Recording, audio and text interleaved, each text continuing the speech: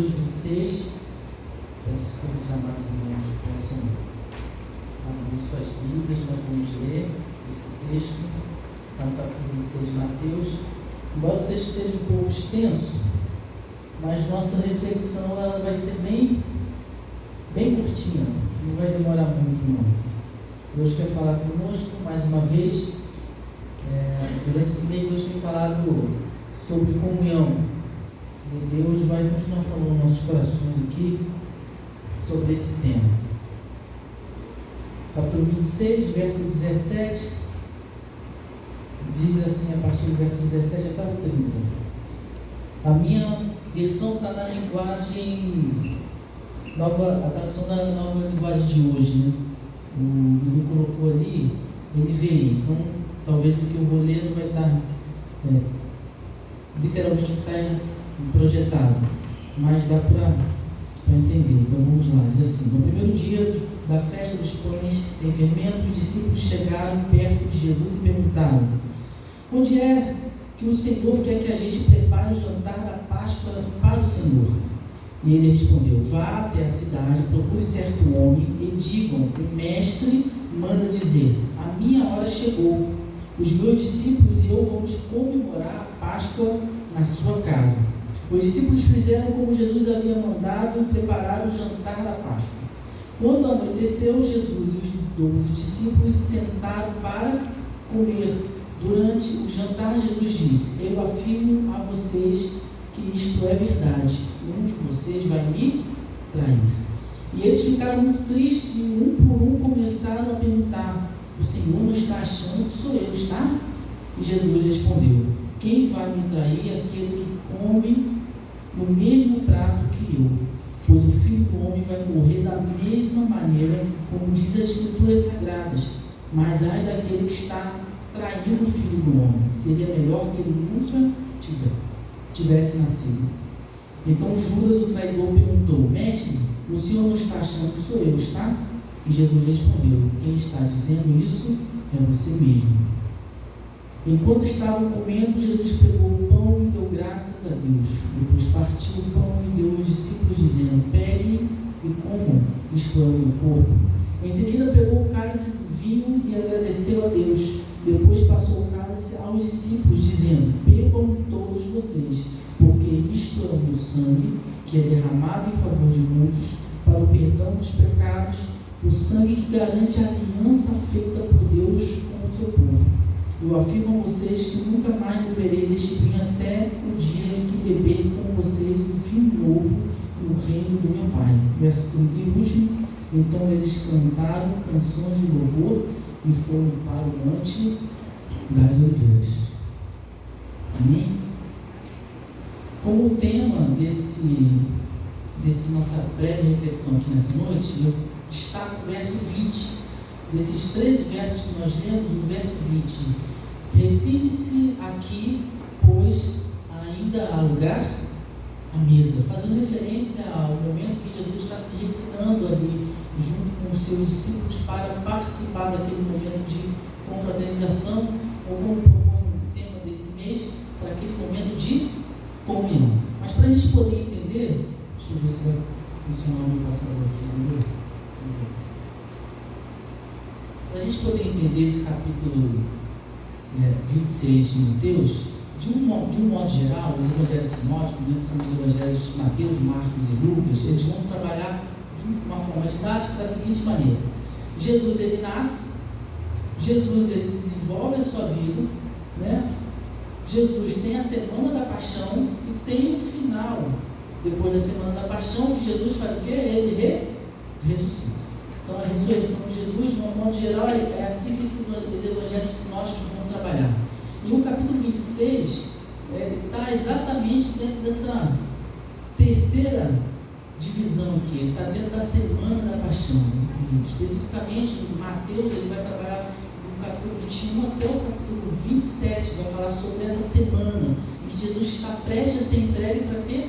Para ser morto. Qual é o objetivo da morte de Cristo? Para a salvação dos nossos pecados. O capítulo 26 de Mateus está inserido dentro desse contexto, esperando que Jesus vai ser morto. Então essa semana da paixão ela tem uma representatividade. Jesus está ali nos seus últimos momentos de vida e dizendo para os discípulos, olha, como ele sempre falou, estou o quê? Pronto para ser entregue para o quê? Essa entrega de Jesus é o cumprimento daquilo que Deus o enviou. Deus enviou o seu Filho para morrer por todos os nossos pecados, para que a humanidade tivesse acesso a Deus. E é nesse contexto que a gente está vendo aqui que, de uma forma introdutória, que Jesus está prestes a ser entregue para esse mundo. Mas mesmo nesses últimos momentos da vida de Jesus, ele encontrou um momento para fazer o quê?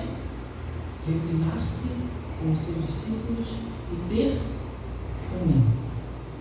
Mesmo a título de introdução, é importante destacar que o texto aqui, embora não fale isso, mas para mim deixa muito claro isso, que Jesus em todo momento de sua vida, ele sempre se propõe a fazer o quê? A estar em comunhão. Mesmo nesse momento aqui, que é próximo da sua entrega, próximo do cumprimento daquilo que Deus tinha enviado Jesus estava preocupado também com a comunhão. Com a comunhão com os seus discípulos, e é isso que a Igreja Batista Missionária do Maracanã precisa entender, a título de introdução, que a comunhão é algo fundamental que a Igreja precisa viver. Não é uma opção, não é uma escolha, mas a comunhão é algo necessário para a Igreja.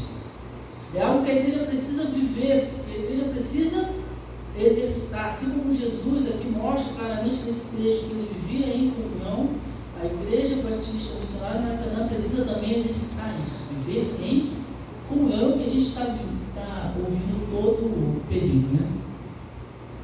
Desse mês de outubro. Embora Jesus tenha se reclinado em muitos outros momentos com as mais variadas pessoas. E aqui tem alguns exemplos de Jesus se reclinando. Mateus 9, 10 vai dizer que Jesus se reclinou-se com os publicanos e pecadores. O que eu entendo disso? Que a nossa comunhão ela precisa ser somente na igreja. A igreja precisa se relacionar só com pessoas que são membros da igreja. A igreja precisa se relacionar com todos. A igreja precisa estar junto com outras pessoas, assim como Jesus ele se reclinou com pessoas como publicanos e pecadores, a gente também precisa. Mateus 26, 7 vai dizer que Jesus reclinado na casa de um fariseu, ele foi banhado por uma mulher com bálsamo.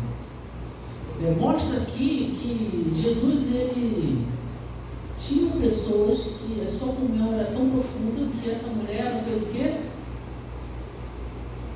Jogou o que tinha de seu pertence mais valioso sobre Jesus, para mostrar a sua comunhão com Jesus. E é um fato muito interessante, porque quando a gente se propõe a ter comunhão com os outros, essa comunhão nos traz um retorno. Qual é o retorno? Da gente ser abençoado.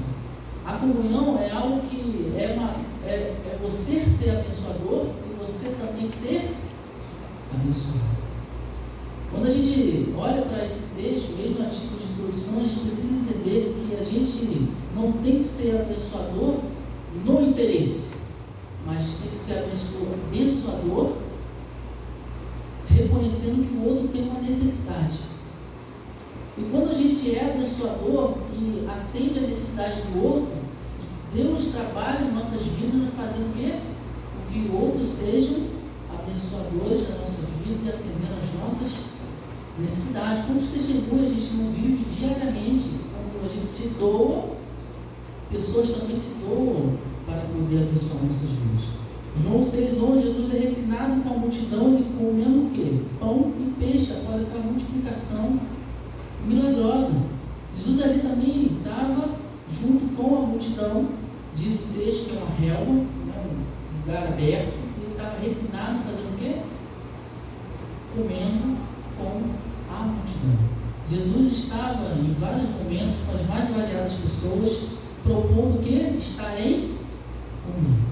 E aí reforça a importância. Comunhão não é uma escolha, comunhão não é uma opção, comunhão é necessidade que a igreja precisa estar vivendo, assim como como Jesus viveu. E aí esse capítulo se reveste de uma característica muito especial. Jesus está prestes a se entregar para a salvação de todo aquele que crê. Poucas horas estavam ali distantes para que Jesus pudesse ser entregue, mas mesmo assim ele se propõe a ter comunhão. E é muito interessante, porque reclinar-se da forma como Jesus ali estava fazendo para uma refeição é algo muito comum na tradição judaica. Se você pega todo o Antigo Testamento, você vai ver que a hospitalidade é algo que o judeu tinha como algo fundamental. A pessoa chegava e ele sempre era hospitaleiro e recebia, e fazia e se reclinava para essa refeição. Com isso podemos perceber uma constante dessa prática em toda a Bíblia, não só aqui Jesus, mas se a gente olhar no Antigo Testamento, a gente vai ver isso. Só que tem uma curiosidade muito legal. Essa imagem, ela retrata esse momento, no capítulo 26 aqui de Mateus. Jesus com os seus discípulos na última ceia, né? Ceia logo um pouco antes da sua entrega, né? Para a morte, na semana da paixão. Quem pinta é Leonardo da Vinci. Só que isso aí não condiz com a realidade. O que condiz com a realidade? É essa outra imagem. Porque o texto, se a gente for analisar aqui, o verso 20 especificamente, ele diz que Jesus ele fez o quê? Reclinou-se. Jesus ele se reclina. Jesus ele não senta. E aqui, eu poderia deixar de falar isso, é importante que a gente sempre olhe para o texto, olhando para o seu contexto histórico, sobretudo. Muitas vezes a gente olha para o texto bíblico, olha como se a gente estivesse vivendo os dias de hoje. Então Jesus, ao estar com os discípulos na mesa, ele não estava numa mesa como nós hoje ficamos, mas ele estava como nessa outra imagem, ele estava reclinado, a mesa era baixa, não tinha cadeira, então ele estava reclinado sobre a mesa. Isso é importante. Tá? Podemos, de maneira prática, ao olhar para esse texto, fazer um paralelo desse texto bíblico com a igreja. E qual é esse paralelo que a gente pode fazer com o texto bíblico? A partir disso, iremos encontrar características desse texto que são necessárias para vivermos a comunhão da igreja. São elas, primeiro, pluralidade de pessoas. Se você olhar para esse texto, para esse momento específico, em que Jesus está com os seus discípulos, o que a gente vê ali, que a gente vê também na igreja? Uma pluralidade de pessoas. Se você pega aqueles 12 discípulos que estavam com Jesus, você vai ver que cada um tinha um jeito de ser, cada um tinha uma maneira de se expressar, cada um tinha uma característica, cada um era de um jeito. E se a gente olhar hoje para a igreja, a gente vai ver, se você olhar para um lado, você vai ver, um tem pouco cabelo, outro tem mais cabelo, um tem cabelo branco, outro tem cabelo loiro, outro tem cabelo grande, outro tem cabelo pequeno. Se você ver, as roupas são diferentes, um é mais baixo, outro é mais alto. Todos nós temos o quê? Diferenças. Essa é a questão da pluralidade. Esse texto mostra, assim como hoje na igreja, que existia essa pluralidade. Ninguém é igual ao outro. Deus fez cada um de nós singular. Tá? E aí, muito claro, como mostra esse texto, essas características, e aí a gente olha para a Bíblia e a gente vai ver isso. O apóstolo Paulo identifica no capítulo 12 de 1 Coríntios para explicar a pluralidade das pessoas que fazem parte do corpo de Cristo. Nesse capítulo 12 ele vai dizer que cada um tem um dom, cada um tem um talento, cada um tem uma maneira de agir dentro da igreja. E isso é saudável. As nossas diferenças, elas mais nos unem do que nos desunem. Porque é na diferença que Deus trabalha. Porque como que um corpo pode ser só dedo mindinho? Como que um corpo pode ser só orelha? Como que um corpo pode ser só nariz? O corpo, ele, assim como a igreja, assim como esse momento que ele está vendo Jesus com os seus discípulos, ele expressa essa pluralidade, mostrando que cada um de nós tem uma função dentro desse corpo, e que é nessa diferença de função que Deus trabalha a comunhão. E aí eu gosto muito da representatividade da engrenagem. Não sei se todos aqui já viram uma engrenagem funcionando. Então a engrenagem ela tem os dentes, né? E esse dente é que vai entrar nas rodanas. E essa diferença aqui, né? Tem o dente, tem a cola, tem o dente, tem a cola. E é exatamente essa diferença que vai fazer com que a movimentação ela seja possível. A igreja, a comunhão da igreja nessa pluralidade, ela trabalha dessa maneira. E esse texto mostra exatamente isso, né? A igreja é plural. E por ser plural, ela é corpo. E por ser corpo, ela tem diferença. E é essa diferença que Deus trabalha para que a gente possa juntos, né? Essa diferença caminhar. Ainda o apóstolo Paulo, em Efésios capítulo 2, diz que somos edifícios assentados sobre o fundamento que é Cristo. E aqui é muito interessante, porque não sei quem teve a oportunidade, né, de participar de uma construção, de ver uma construção, de assistir um vídeo, ou até um filme falando sobre construção. A construção ela tem o quê? Tipos de materiais diferentes, né? A construção tem areia, a construção tem pedra, a construção tem cimento, a construção tem barro, o tijolo é feito do barro, a construção tem vários materiais. E são esses materiais que no seu conjunto vão fazer com que se torne um edifício. E muito interessante porque Paulo aqui em Efésios vai dizer, esse edifício ele tem um fundamento.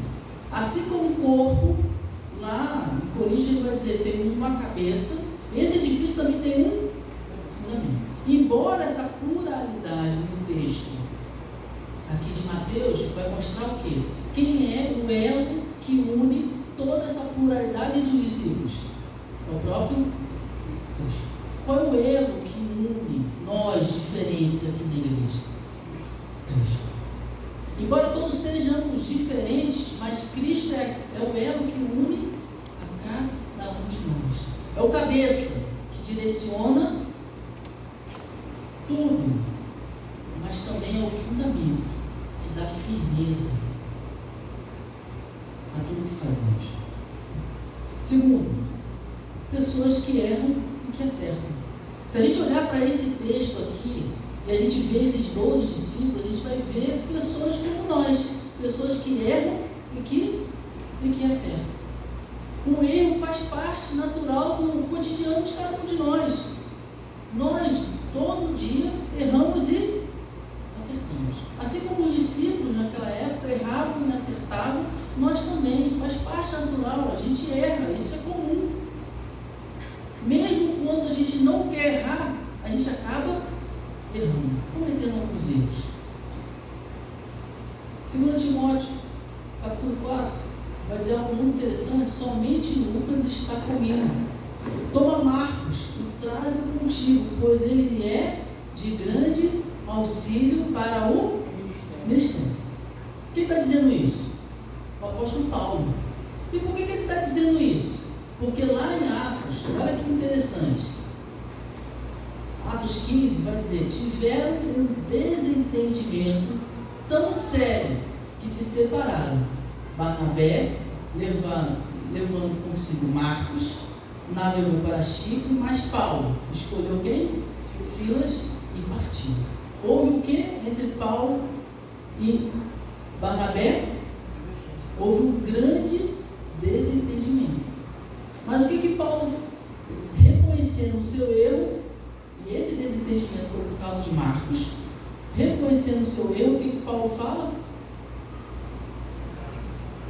Ei, manda o Marcos, porque ele é de grande auxílio para o ministério. Os erros são naturais de nossas vidas, mas o que mostra, que a gente precisa entender desse texto aqui, é que os erros eles precisam ser o quê? Reconhecidos. Se a gente reconhece os erros e a gente volta atrás e pede perdão, olha, errei,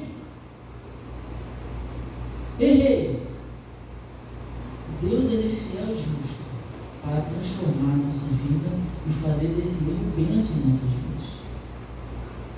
A igreja é um lugar de falidade, mas também é um lugar de pessoas que são falhas, que erram. Mas que a gente precisa, diante desses erros, o quê? Reconhecer que é possível mudar. Que é possível ser transformado. É possível que a gente possa o quê? Crescer. E esse crescimento precisa ser um crescimento que conjunto. Porque quando um erra, todos erram também. Quem aqui nunca tropeçou? É um erro. Que o pé não levanta o suficiente e acaba o quê? Tropeçando. E quem erra junto com o pé quando tropeça? O corpo inteiro. Então é importante que a gente reconheça ali, quando há um erro, todos erram, mas quando há um acerto, todos acertam também. Mas para que haja acerto, é preciso que a gente primeiro reconheça os nossos erros. Como igreja, a gente vê aqui no texto que esses erros podem ser consertados e que o corpo pode naturalmente, a partir desses acertos, ganhar um conjunto. Terceiro, nesse texto a gente vê Jesus com os discípulos, a gente vê o quê? Respeito. E aí uma pergunta que me aparece quando a gente olha para esse texto: como pessoas tão plurais, que cometem erros e acertos, podem estar e conviver juntas? Pessoas com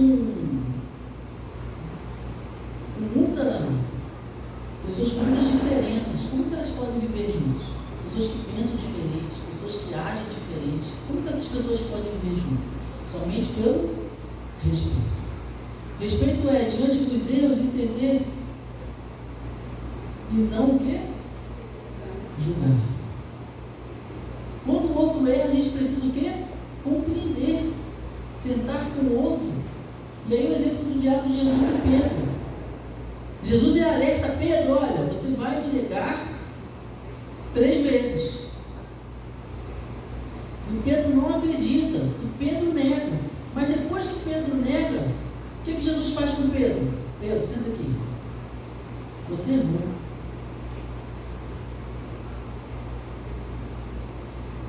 Jesus procura compreender o erro de Pedro. Jesus, ele não julga. Infelizmente, muitos de nós, quando o outro erra, a gente é muito mais do que juiz do que apacentador. Que a igreja Batista Missionária do Maracanã possa muito mais apacentar do que julgar. Porque os erros acontecem, eles são naturais. Muitas vezes a gente erra de querendo errar. Que a gente possa sempre encontrar, né, o braço aberto para podermos acolher quando a gente erra. O braço aberto para nos acolher significa que a gente não vai reconhecer que a gente errou, que a gente não vai receber a correção. Não, a gente vai ser corrigido. Jesus mostra aqui nesse texto que ele foi corrigido. Mas também Jesus ali não julgou, mas ele acolheu. O acolhimento é fundamental na igreja para que haja comunhão. Respeito é, diante dos erros, propor que a solução não criticar. Exemplo de Jesus curando o servo, sumo sacerdote, após que a orelha o quê? Decepado. Ali naquele momento de ânimos exaltados, o discípulo vem e não vai levar Jesus, corta a orelha. E Jesus, ele faz o quê? Ele propõe a solução, ele pega e cura. Muitas das vezes a gente, enquanto igreja, a gente é muito mais crítico do que solucionador. Quantas vezes nós a gente senta no nosso lugar de conforto e diz assim: mas isso tem que ser assim, isso tem que ser assim, isso tem que ser assim. É bom que isso seja dessa forma, porque assim vai ser melhor. Quando, na verdade, o nosso papel não é de fazer críticas, dizer o que o outro tem que fazer ou não fazer. O nosso papel enquanto igreja, e eu vejo muito isso na vida de Jesus, é se colocar à disposição para ser o quê? solução e não crítico. Que nós possamos ser essa pessoa que esteja sempre disponível para poder propor o que? Solução. E aí, vamos concluir essa breve reflexão. Então, essas são características que eu entendo a partir desse texto bíblico, capítulo 26 de Mateus, que são fundamentais para a gente viver a comunhão na igreja. Reconhecer a pluralidade, ser transformado, ser fundamental, e respeitar quando errar e propor a solução. Que a Igreja Batista Missionária Maracanã faça esse convite, que é o tema proposto para essa nossa breve reflexão. Recline-se aqui, ainda há lugar na mesa.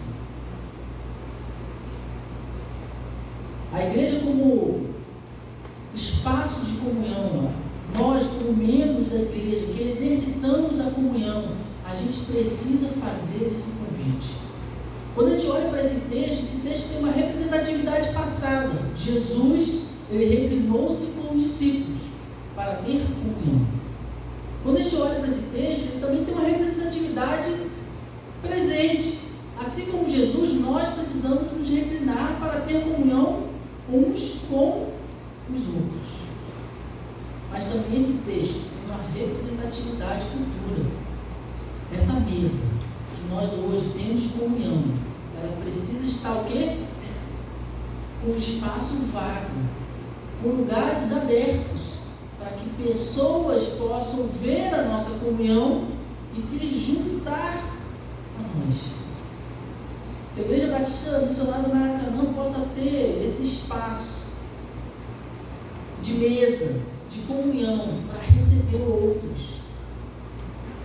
E como bem aqui no texto bíblico que foi lido aqui no culto, o mundo precisa ver.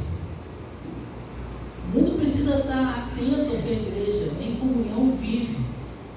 A igreja é um espaço de comunhão, assim como um espaço de anunciação das bênçãos da vida eterna.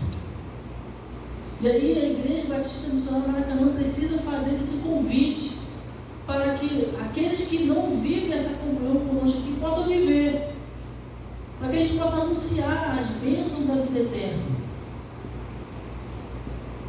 Essa mesa ainda tem lugar, e tem muitos lugares. A gente já está reclinado, mas é necessário que a gente possa convidar outros. Jesus, ele morreu para a salvação de todos aqueles que creem. Mas como crerão se não há quem pregue? Mas como pregarão se não há quem se disponibilize a tal coisa? A pregar o Evangelho. Essa mesa, ela tem espaço para muitos participarem conosco dessa comunhão. E é esse convite que a Igreja Batista Missionária precisa estar sempre fazendo. Nós temos comunhão uns com os outros aqui, mas essa mesa tem muitos outros espaços para que muitas outras pessoas possam também ter comunhão conosco e que a gente possa anunciar isso. Esse texto mostra claramente isso para nós. Essa ceia, ela precisa ter essa comunhão com muito mais outras pessoas. Tem pessoas que hoje vivem sozinhas, afundadas na depressão. Pessoas que vivem sozinhas porque eles foram desamparadas pelos seus familiares, pelos seus amigos. E precisam da comunhão da igreja. E é preciso que a igreja precisa anunciar: recline-se aqui, ainda há lugar à mesa. Tem pessoas que estão desiludidas, que foram traídas. Tem pessoas que estão desesperançosas, porque não veem um futuro. Mas que a igreja possa ser esse espaço de comunhão e dizer: recline-se aqui, ainda há lugar à mesa. Isso é papel de cada um de nós, dizer isso para as pessoas. As pessoas só vão saber que existe espaço de comunhão, existe espaço na mesa ainda para se reclinar, se a gente sair do nosso comodismo e dizer isso para eles. Aqui os discípulos, eles viveram essa comunhão com Jesus, mas após eles se tornarem apóstolos, eles foram o quê? Enviados. A gente encontrou e tem comunhão aqui, mas tem muitas outras pessoas que precisam ter essa comunhão junto conosco, e é preciso que a gente fale dessa comunhão. Pessoas que nesse momento estão pensando na cara da vida. E a gente precisa ser instrumento do Senhor, ser enviado para dizer: reúne-se aqui. Ainda há lugar à mesa. Mesa é essa que tem suprido as nossas necessidades em todos os aspectos. Mesa que nos alimenta fisicamente e mesa que nos alimenta espiritualmente. Mas tem muitas pessoas que ainda precisam se sentar conosco, reclinar-se à mesa. E é papel de cada um de nós dizer: recline-se aqui. Ainda há lugar à mesa.